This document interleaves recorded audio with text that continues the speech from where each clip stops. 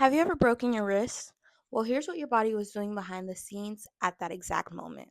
Hi, my name is Ashley. I'm a senior biochemistry student. Welcome to my new segment, Science Simplified, where I explain misconstrued science topics simply.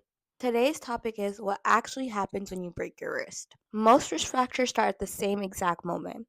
You begin falling forward, panic hits, and you immediately outstretch your arms. All that form shoots your palm into your wrist and affects the surrounding bone. Specifically, in the human body, our forearm is made up of two bones, the radius and the ulna. The radius is what primarily makes up the bottom of the wrist. In medical terms, that's what we call a distal radius fracture.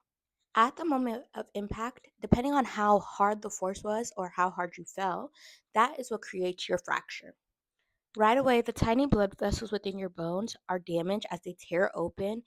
Blood starts pooling around the fracture and creates a hematoma. Think of it like a big internal bruise at that specific location.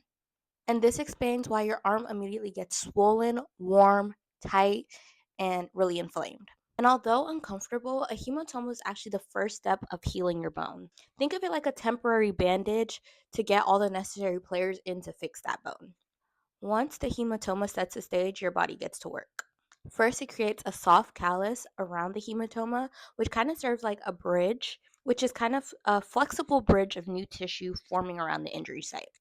Over time, the soft callus hardens, which is then creating new bone.